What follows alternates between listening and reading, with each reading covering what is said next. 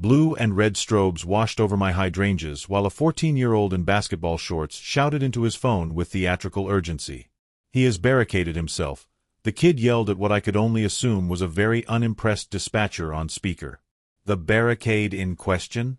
A 6-foot cedar privacy gate I had locked. My gate. My lock. On my property. Because apparently, I prefer not to operate a public park. The officer who responded took one look at the situation, slid the latch open, clacked it twice experimentally, and turned to the kid with the kind of exhausted patience only seasoned patrol officers possess. "Son," he said flatly, "this is how gates work." The kid started to protest, but the officer held up one hand and asked to see the property owner. That would be me. Standing on my own porch with a cup of coffee, watching this circus unfold on my lawn. Let me back up. I'm Nolan Pierce, a quiet analyst by trade, hobby woodworker by weekend, and drinker of coffee at what my neighbors probably consider scandalous decibels. I moved into Cedar Crest Meadows for exactly 2 reasons: the mature trees and the promise of what the brochure called discreet community living. What I got was Tricia Malloy. Tricia is the HOA president, a woman who wears visors like battle helmets and wields her clipboard like it's a traffic baton with legal authority. She has opinions about everything from mailbox heights to the acceptable shade of beige for front doors. Her teenager, Brandon, leads a pack of middle school kids who treat our cul-de-sac like a BMX arena, bikes flying, shortcuts carved through every available yard. They'd cut through my side yard at least 3 times a day, trampling my flower beds and leaving tire tracks in the grass. So I did what any reasonable homeowner would do. I installed a handsome cedar side gate to keep the pack from treating my yard as their personal throughway. I matched the existing fence, used quality hardware, and even stained it to complement my house. Tricia called it hostile architecture. I called it a gate. First came the notes. Little printed cards tucked into my door handle with official-looking HOA letterhead. Gates discourage community flow, one read, as if my property were a municipal sidewalk. Then came the fines. Unneighborly access reduction, $50. Visual obstinacy, $75. Unauthorized latch, another $100. I'm not making these up.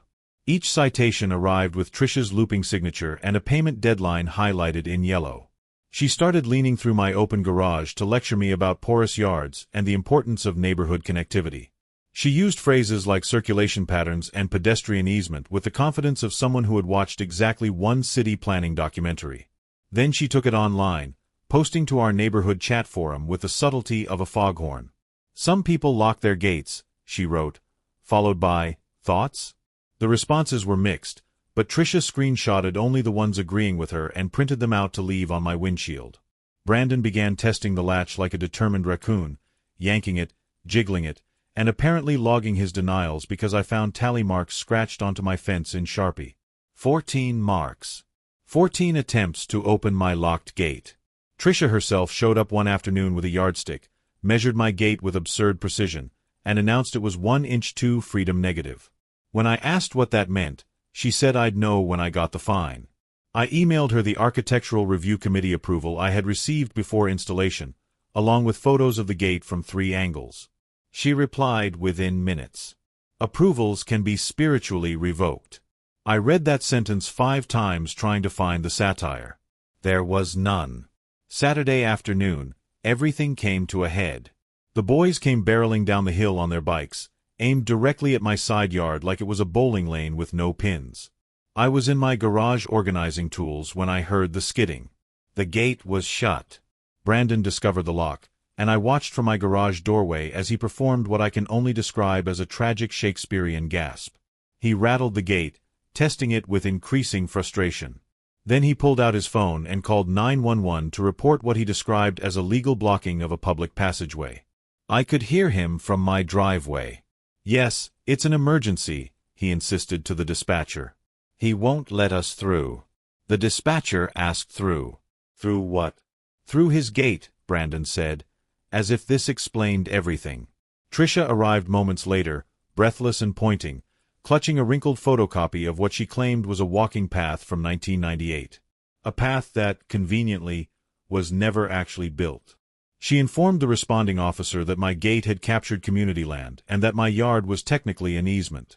She was so confident, so insistent, tapping her finger on the photocopy like it was the Magna Carta.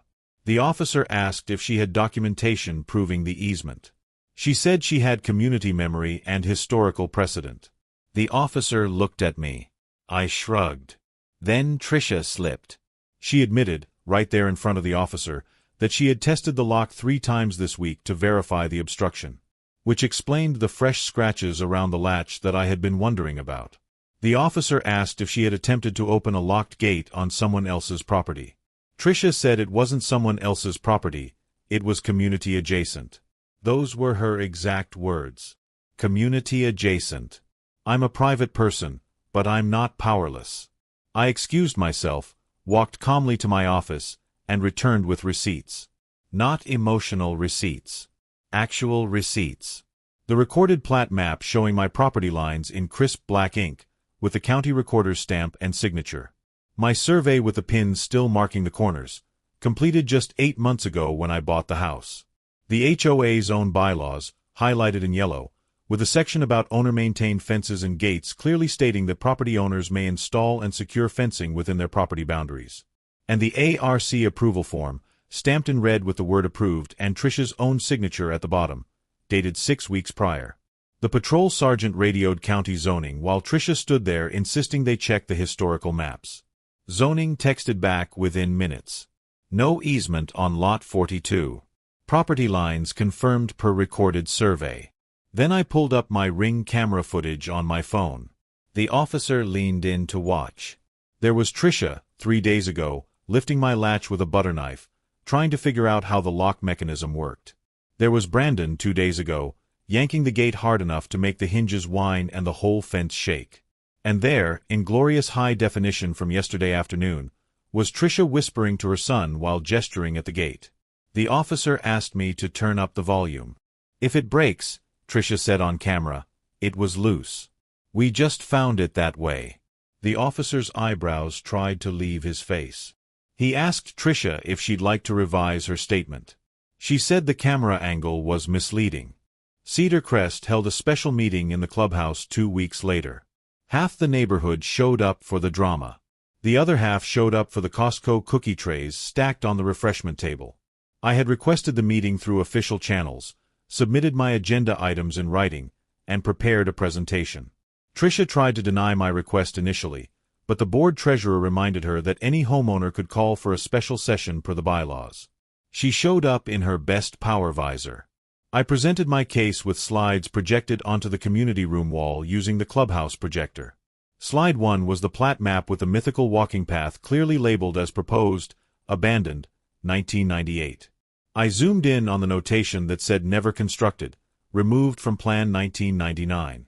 Slide 2 showed Bylaws Clause 7.3, which explicitly stated gates permitted, locks permitted, owner discretion for security measures. Slide 3 was the Ring camera clip of Tricia advising Brandon to test access rights, which I had edited into a tight 2-minute compilation of every attempt to breach my gate.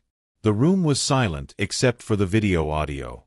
Slide 4 was a letter from County Council, politely but firmly clarifying that calling 911 to dispute a gate lock is not a recognized emergency and may constitute misuse of emergency services, and that repeated attempts to open a locked gate on private property could be considered attempted trespassing. I had requested this letter specifically after the incident, and the county had been remarkably helpful. Slide 5 was the itemized list of fines Tricia had issued, totaling $475, along with my formal request for reimbursement and a written apology. The board's attorney, who had been sitting quietly in the corner, cleared his throat and began explaining terms like tortious interference, harassment, and abuse of authority.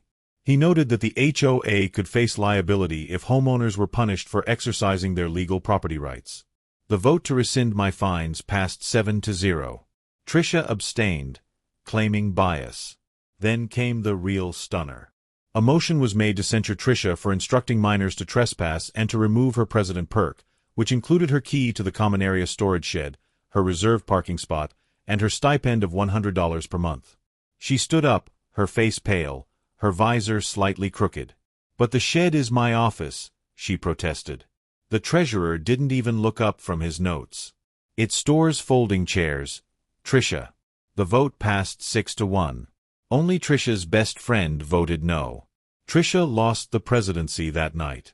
She also gained something new, a court-ordered boundary lesson in the form of a civil injunction.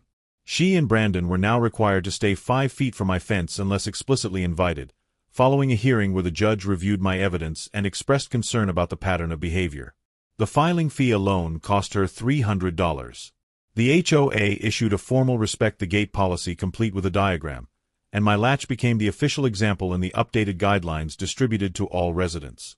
Brandon now completes his bike loops around the cul-de-sac the long way, adding an extra 2 minutes to his route, and as part of his court-ordered community service, he spends weekends repainting the fences he tested with his friends. 40 hours total. Trisha sat frozen in her folding chair as the board collected her key, her parking placard, and her clipboard, her visor slightly askew, staring at the cookie tray she could no longer reach from her new seat in the back row.